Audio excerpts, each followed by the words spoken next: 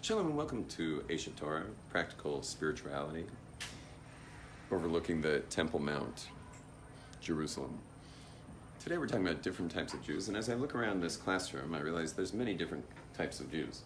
Though in my neighborhood, it would be hard to know there's different types of Jews, because everyone pretty much dresses the same and are expected to act more or less the same as well. And that comes from various things, but one of those things that comes from is certain personality types generally rise into more controlling leadership positions, administrative type positions, and those types of leaders are really good at amputating the uniqueness of individuals. Just as a joke, when you see in the very observant community, everyone kind of looks the same, especially the men. The men really look the same. And so the joke is that when we wear our talis, it has the black stripes. The reason it has black stripes is it's barcode, so God knows who's praying. Baruch atah Adonai Eloheinu melech haolam shehakol niv'o. Unfortunately, this has become something that plagues the observant community in a big way because it's just frankly hurtful. It's this whole idolatry over the word normal. Like, you got to be normal, or else you're not going to be able to get married. You got to be normal. Tell me, has anyone ever met, first of all, a family where everyone in the family is normal? It doesn't exist, yet we're all supposed to be normal. Everyone's got to be normal. So it becomes like, it's horrific, and there's nothing wrong with that kid in the family who's a little different. Maybe he's pushing the limits a little bit. Please make it as comfortable as possible for latecomers to come sit down. Anyway, but normal is a joke. Normal is a joke, and unfortunately, so many individuals are the punchline of that joke. Raise your hand if you ever felt, you're not on film, raise your hand if you've ever felt like the punchline of the normal world, and you're the one who wasn't so normal. Anyone ever felt that way? Okay, so not a nice feeling. Not a nice feeling, and what's amazing about it is those not normal people are always, after that generation burns their books, are always like these amazing people in history. They're the ones who made the difference, is the not normal ones. My claim to fame in life is two things, and they're the same. And what are the two things that are the same is that having been out of the educational institutions where all the amputations generally take place, being out of educational institutions from 11 to 23 was probably one of the best things that ever happened to me. And that is because I'm kind of, one sec, just close this door, there's a little noise out there. Don't make it too heavy.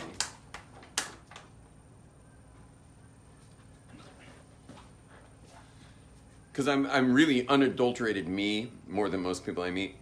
I meet a lot of people trying to find themselves, and they think somehow I'm going to be able to help them, which is cute. Okay, we need to reverse all your education. All the years of you being in some kind of mold of some society somewhere, first we got to get rid of that. And so we can't do that, obviously, but there are ways, and some of them are illegal, to get rid of the stuckness of having been shaped and formed by people who knew nothing about you. And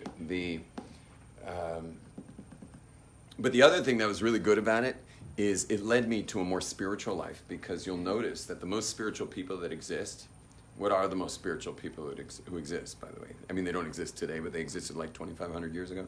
Who are the most spiritual people that exist? Well, that never fit inside the mold. Well, maybe, but not that philosophical. Prophets.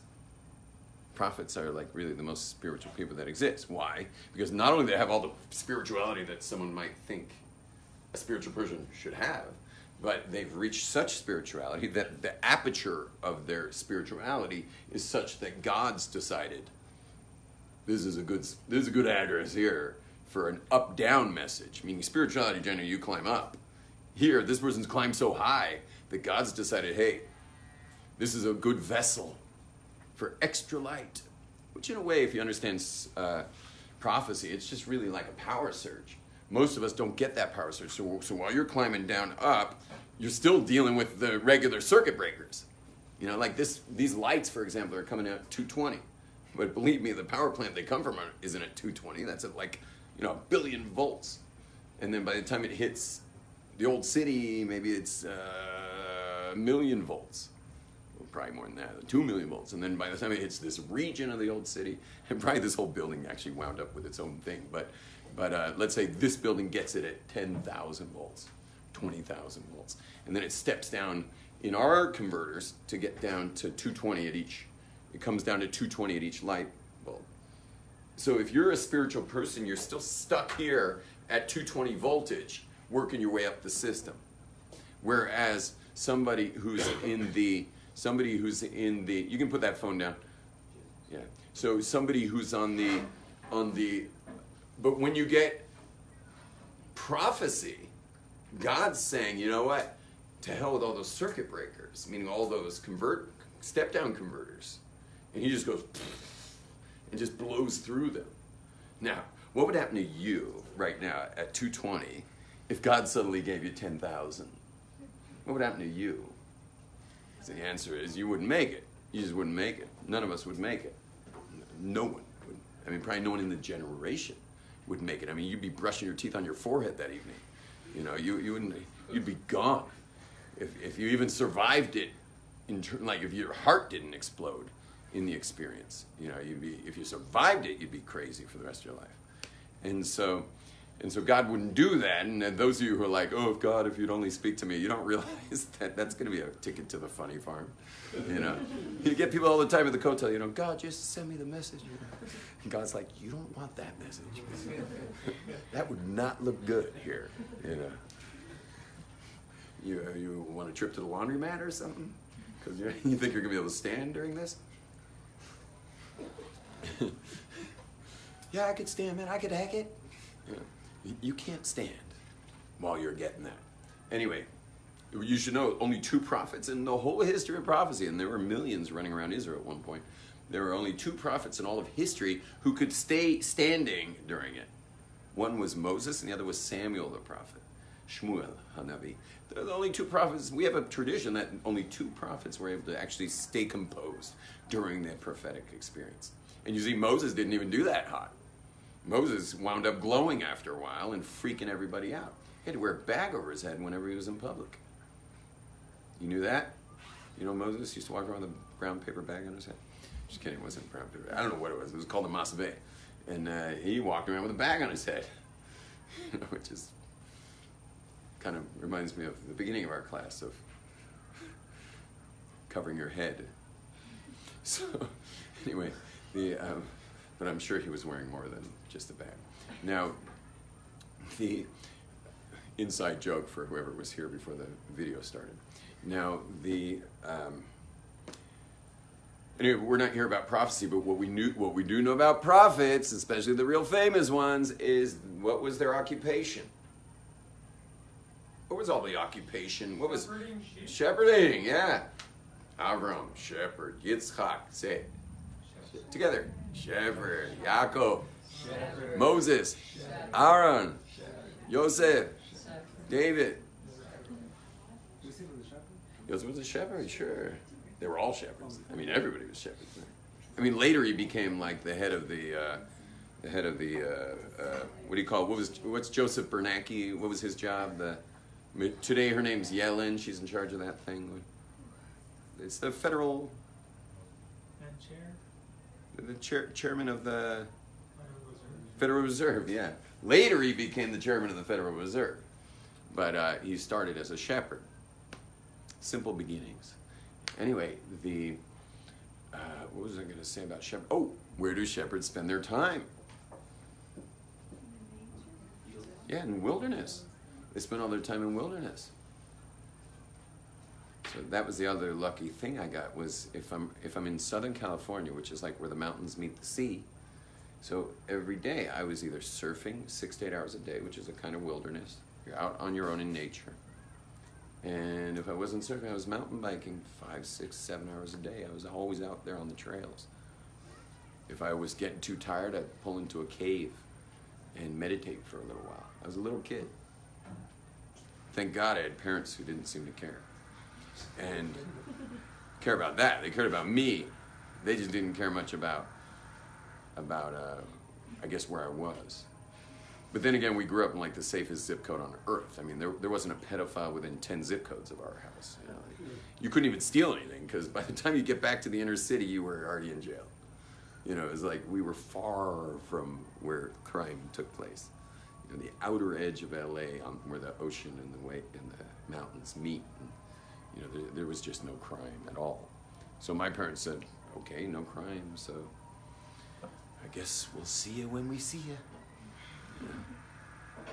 Which is how I grew up. My wife and kids are still starting to get used to that. We'll see you when we see you. Now,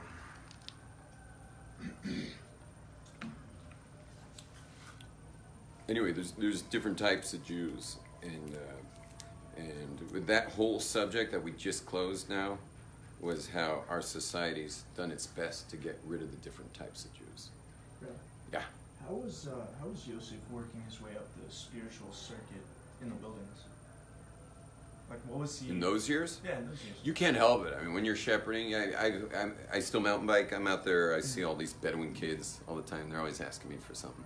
Right. And usually water. and those Bedouin kids, they're kind of trippy and super instinctual types. You know, we use Bedouins for tracking and stuff. You know, for infiltrator tracking. Super instinctual people.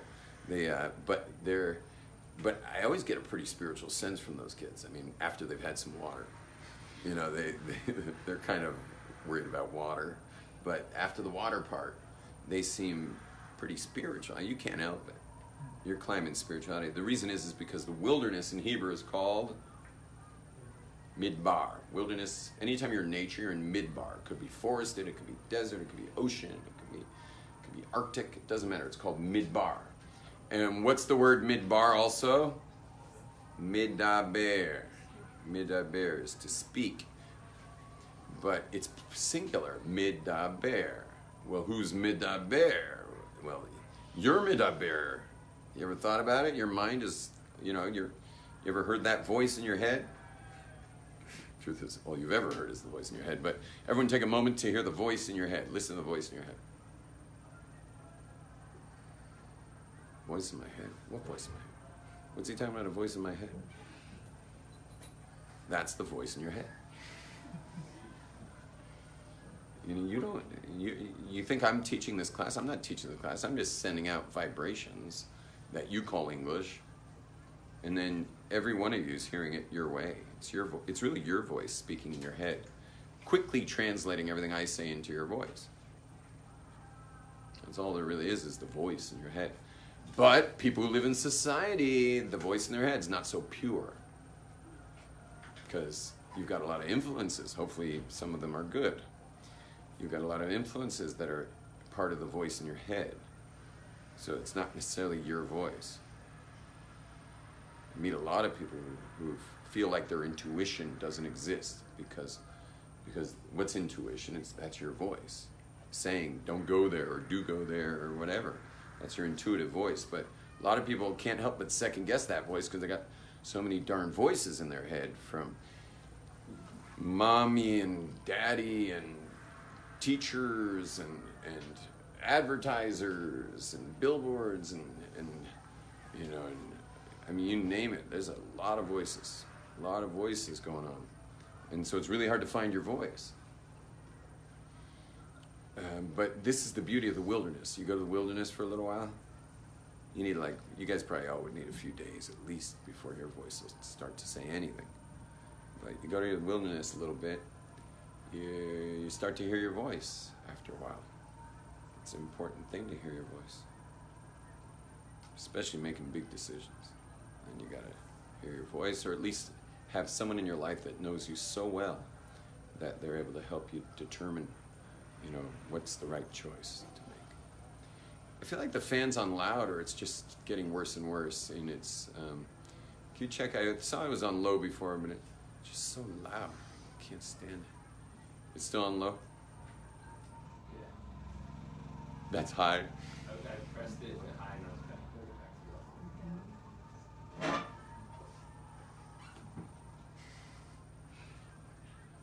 Does the word maintenance mean anything to you guys?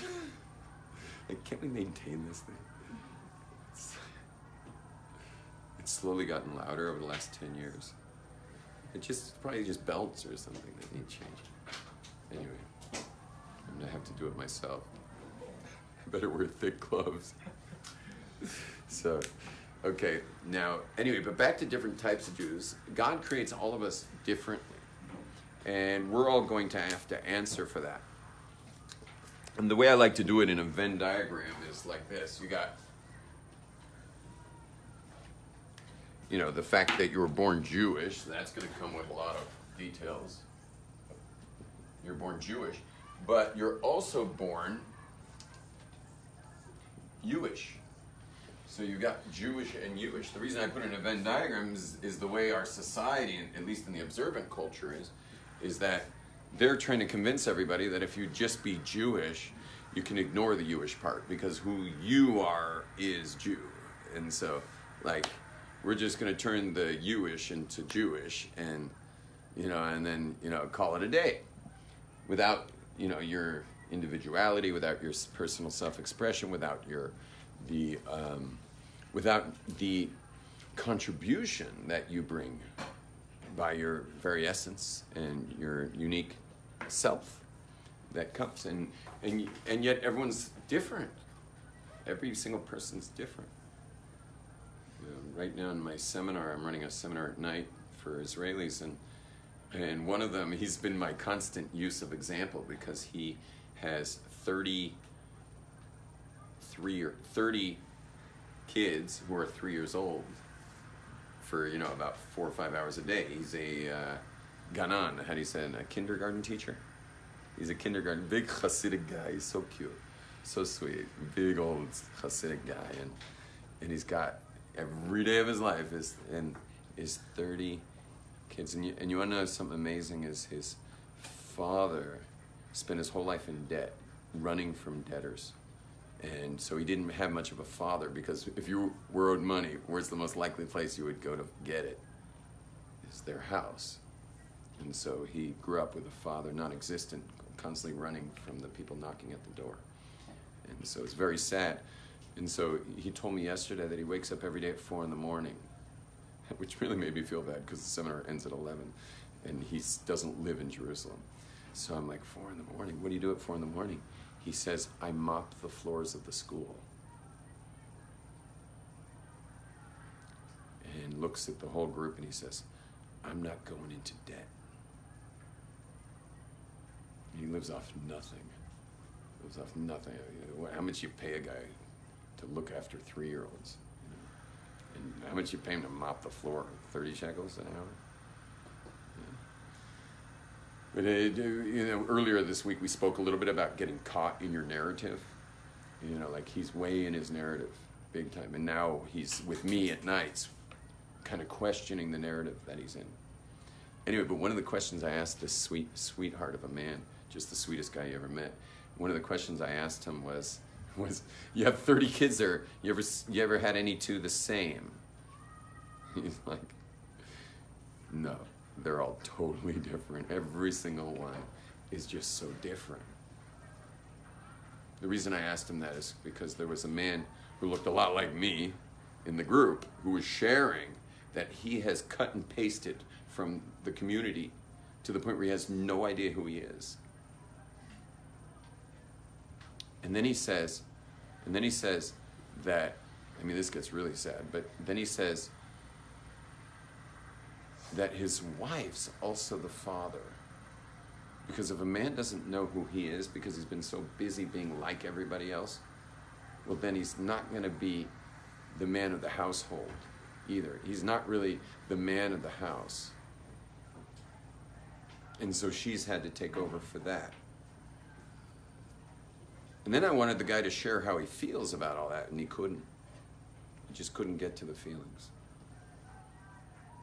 And I was pushing him too. I was like, because he was starting to put things in second person. He's like, well, you feel like, and I'm like, no, how do you feel? We always go second person when things get tight. So I'm like, no, don't give me the yous. Give me that, how do I feel?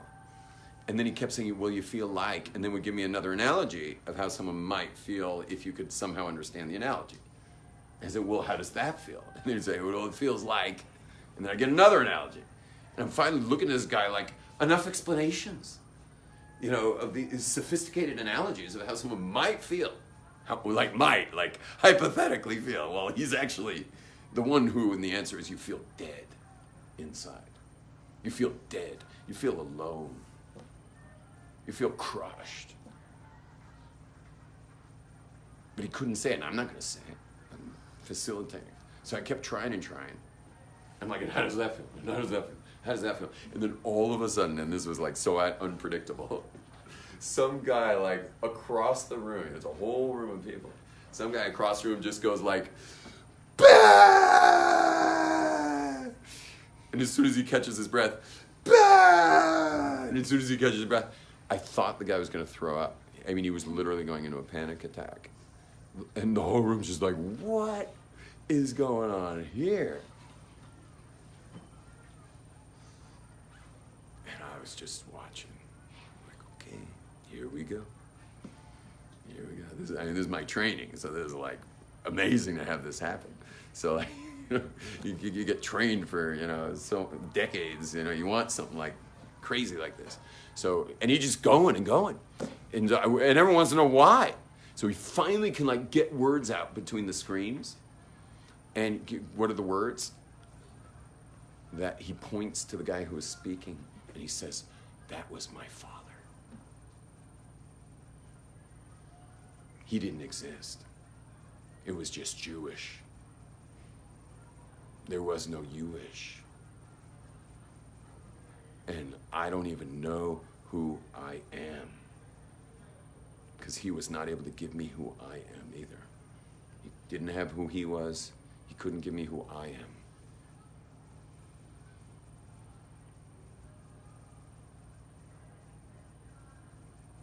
And at which point I looked at this other guy who was talking at the beginning, and I said, Hashem, God, has sent you your son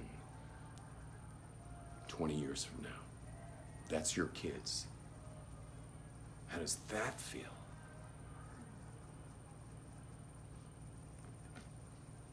At that point, I shut down all the lights and took the whole group into process. I never even got back to that guy, actually, now that I'm thinking about it. I never even spoke to that guy again. Tonight, I'll pull him aside. We're back together. It's every night. So tonight, I'll pull him aside and find out what happened. I have no idea. I just turned the place pitch black. And then everyone processed their own narratives to see where their narrative has taken them. And if that's a narrative they really want. So random. Your narratives are so random.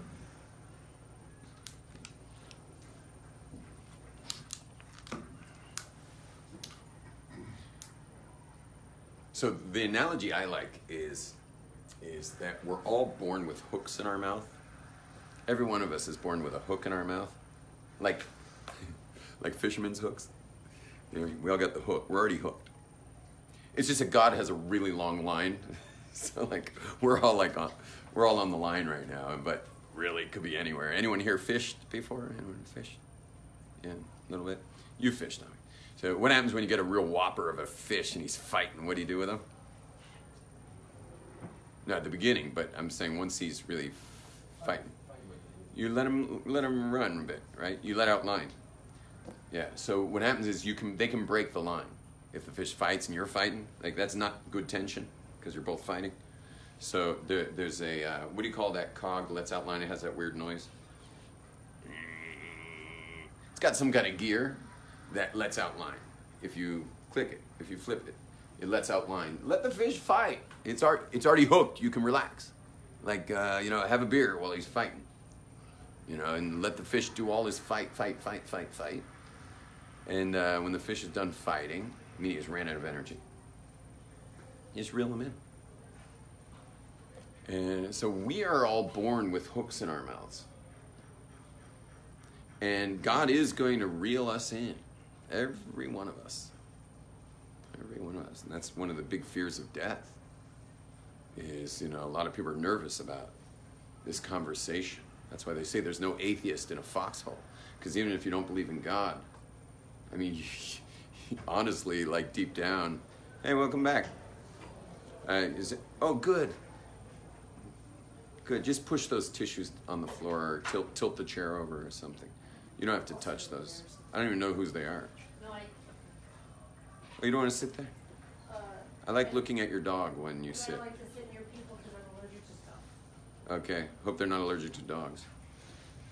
Oh. You're good. Right there is great. I really love having a dog in my class. It's like, I love it. I love all kinds of weird things in my class, but having a dog in class is great.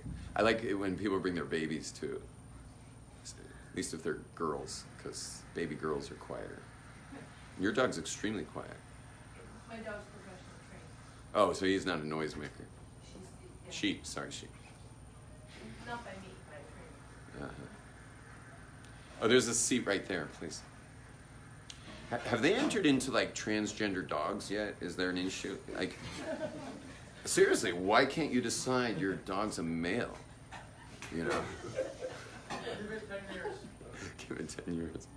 Anyway, the perfect timing for my transgender dog joke. So, anyway, back to our class is... Someone remind me what I'm talking about. Jewish versus No, not the... I know the subject. like fish. We're all born with hooks in our mouth. God's going to reel us all in. It's just, he's letting out line right now. Now, the truth is, with you, if you're in Jerusalem right now hearing a Torah class in Jerusalem, he's not letting out line. Now there's slack because you've been coming towards the boat. You're coming towards God's boat.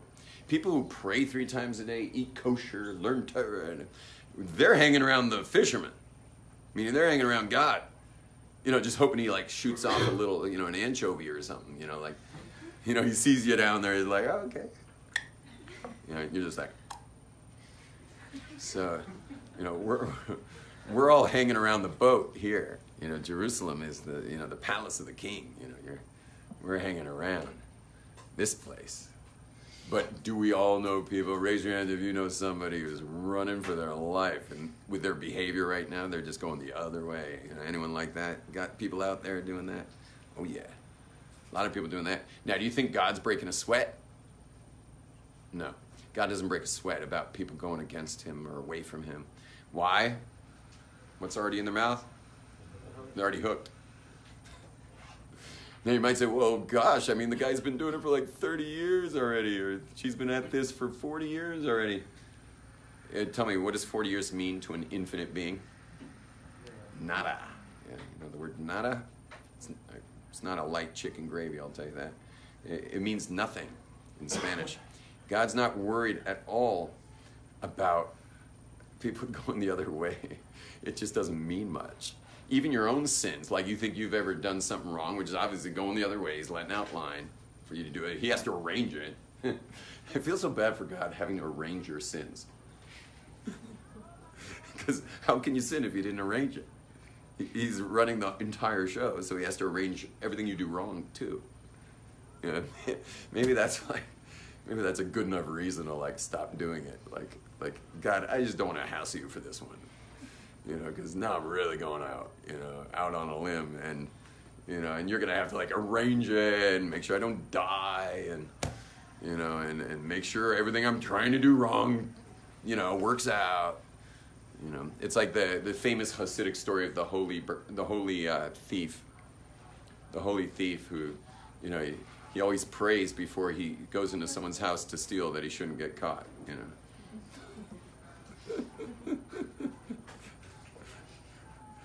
But I imagine it gives God nachas, I'm sure God's not happy he's a thief, but at least he prays before he goes in there, Anyway, but God's orchestrating even the stuff you do wrong, and don't think if you did something. Therefore, if you're doing something wrong, don't think that you're shocking God. You think you do something wrong, God's just I can't believe it. I just can't. You can't surprise God. And by the way, let's go like really philosophical here. Is it really wrong? When you do something wrong, how do we know it's really wrong? We know it's wrong here. We feel the conscience. We may know Torah's divine, so it's going against the Torah. So we know it's wrong. We may feel it's wrong.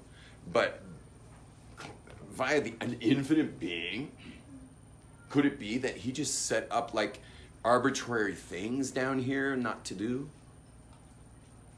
You know, he's like, we got chickens, we got cows, we've got lamb, and we've got pigs. Eeny, miny, moe, catch a tiger by the toe. Pigs. Pigs are out. Pigs are out. Who says pigs are out? God says pigs are out. Maybe there's some other planet in the galaxies out there that's got their own Torah. Chickens out.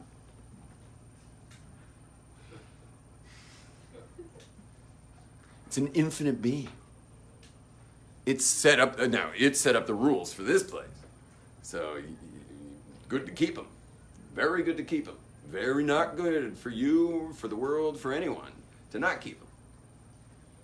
But who says, you know, and that's why I'm saying that you think it's like a big shocker for God. You had a hot dog at Dodger Stadium. It's really not good for you. Really not good for you. But I mean, you can't exactly shock God. And God's the one who created Dodger dogs. Sorry to mention dogs again. But God's the one who created Dodger dogs. Now, I suggest you go to Jeff's Delicatessen. It's on the ground floor level, Glock Kosher. Jeff Rahatner is a friend of mine, and he's got a deli down there. And one of the best things about his deli food, not only is the food amazing, but it's right next to a place that sells craft beer, which has like every kind of craft beer you could ever want in the middle of a ball game. You know, but you don't have to. You're not stuck with lager anymore at a Dodger game.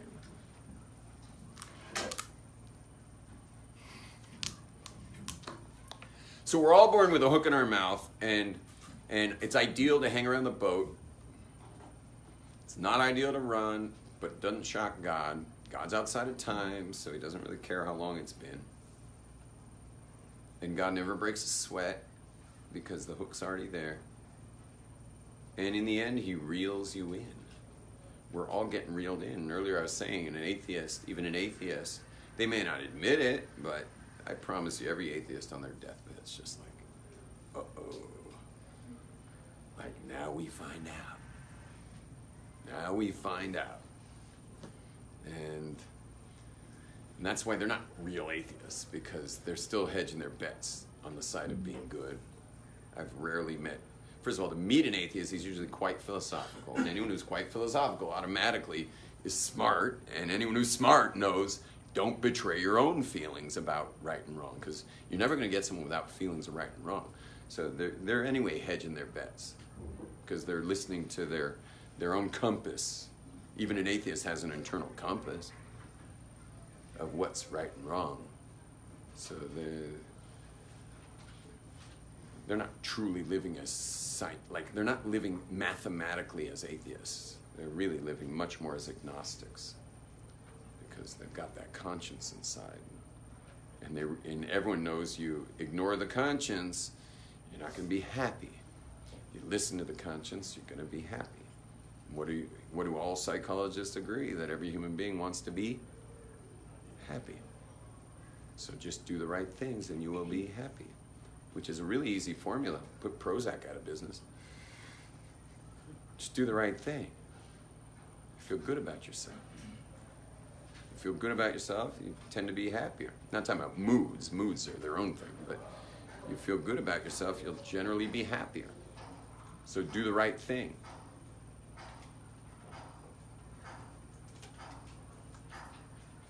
And the funny thing is every human being does the right thing and feels better. The problem is an hour later they do something really stupid.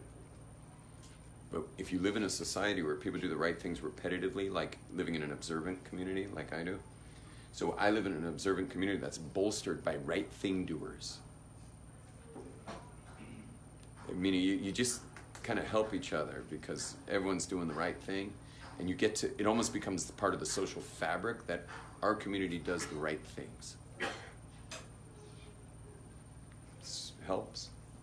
You feel better about yourself. I promise you, I mean, I've never done this as a scientific research study, but I promise you that if you go to communities where people do the right thing versus a community where there's no real rules of behavior at all, that you'll find happier people in general. They'll hit all the well-being marks higher. I'm not saying they're happy. I'm just saying they'll be happier. These people have a lot of other tools they're missing, especially the post-war Ashkenazic communities of black hatitude. Have all kinds of other issues going on that are happiness killers from everything we've been through, which I could go into great detail about, but not right now. But they'll be happier. There'll be more well-being. Anyway, back to the hook in the mouth is God pulls you out of the sea, and now he takes the hook out of your mouth so you can speak properly. And God has a few questions for you. Question number one is, I guess he asks you the easier one first. So if you had a black hat and you have these babies, so your first question is, were you Jewish? And then you're like, hell yeah. And you show them your stats, how many times you said amen. Which is like hundreds of thousands, if not millions. I don't know. I wonder if anyone ever counts it. Oh, there is the Amen book. I bet it has the stats of the average life's Amens. There's a book. We actually have it in our house. It's called Amen. It's called A Book About One Word. It's a part of the title. So, anyway, it's really basically asking for your stats. Wearing your barcode shawl. It's just your stats wearing the barcode shawl. And the barcode shawl is the black lines on the tallis. That's your barcode for your stats. So, anyway, how many times did you say Yeheshme Rabbah? And how many times did you sing a Shabbos song? And how many times did you say Al Nitilat Yadayim? And how many times did you say Baruch Atah Hashem? And how many times did you say Shema Yisrael? Now, it's not just going to be quantity, by the way. It's also going to be quality, meaning you'll be checked for your robotics. And by the way, all of us will have a large number of robotics, no matter who you are. Myself, I'm like a big meditator. And sadly, I would say I'll have more quantity marks over quality as a committed meditator. You know what a committed meditator is? Is they don't skip. It's not like I skip a day. I don't skip. I've sat in utter silence today with, serious focus on various things that are not for the essentials course. But I'm a committed meditator, and I promise you quantity is going to beat quality in my prayers. But we'll be asked all those questions, and then after Jewish, now if someone born and raised in a community they look like me, he'll start with the easier question, but then they're going to get nailed with the Jewish question. And God's going to say, were you Jewish? At which point the person who's being interviewed by God is going to wish they could strangle every min hahel. You know what a min hahel is? Someone from hell. Okay, min hahel means Jewish institution administrator, principals, deans. They're called min hahel. Okay, they're from hell. And so when they ask them, "Were you Jewish?" they're all going to want to strangle their min hahel. And then God's going to take the hook out of their mouth when they have nothing to really say for themselves over here. Because everything they were supposed to contribute didn't get contributed. And you want to know what hell is? Hell would be God showing you what you were actually created for. Hell would be seeing what you were meant to do in this world. Wouldn't that be hell? That would be hell. To find out what you were supposed to be doing, but wearing the garments of what you did do, that would be scary. That's why I'm so scared. I'm scared, man. I'm at this point in my life, you know, I'm most of your parents' age. Most of your parents' age. I don't know. All you kids who are 18 to 20, whatever, I'm your parents' age. And I know my contribution. I just don't know where it's supposed to be applied at this point. You know, like, I mean, couldn't someone else be standing here right now? I mean, you may be enjoying this class, but does it really have to be me? You know, I could easily be doing this from a chairlift or something. Just kidding. Just kidding. I do not want to go skiing. But I'm about contribution here. But you understand, like, if it was that important, what I was saying, you'd probably not just be showing up in essentials. You'd be probably showing up, I don't know, at my Shabbos table. I don't know. You'd be like, so if this isn't really the forum for what I have to contribute, so what am I supposed to be doing right now? I'm scared. Meaning, if God forbid I died yesterday, I'm pretty sure the screen of my contribution and the screen of reality of what I did contribute would be more or less the same. The split screen would be more or less the same. I'm sure there'd be some of that leftover narcissistic Californian stuff where I was out doing something narcissistic when I could have been helping somebody. But how well can a narcissist help somebody if he hasn't had a mountain bike ride and drinking an ice cold IPA? So maybe I was supposed to be mountain biking. I don't know. Maybe I mountain bike too far. You know, like, you can imagine me watching the split screen where I'm looking at my watch and I'm like, you know, but I could take that one more loop over there, or I could get back to work. And I'm just like, loop. Because the Californians taking the loop, you know. The Californians go with the motto, better to say sorry than ask forgiveness. Sorry, better to say sorry than ask permission. Better to seek forgiveness than ask permission. Is that how it is? Except that's not what we say. We say sometimes it's better to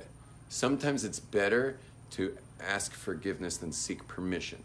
Now, some of you are thinking, like, that just does not sound like a good motto, but it is a very good motto when you're standing in front of some place's hot tub and there's no one around.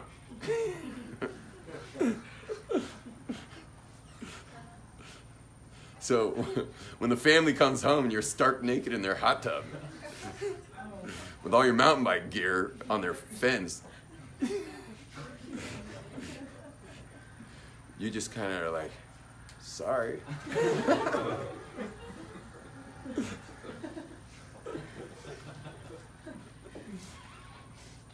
So there is a time for it. Now,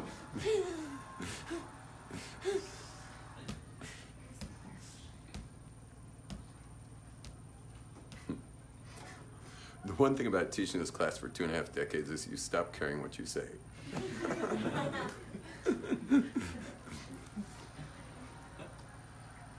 And by the way, I stopped, ever since I've been observant, I have more or less, I mean with maybe a few exceptions, stopped poaching people's hot tubs. Okay, I don't poach hot tubs at this point.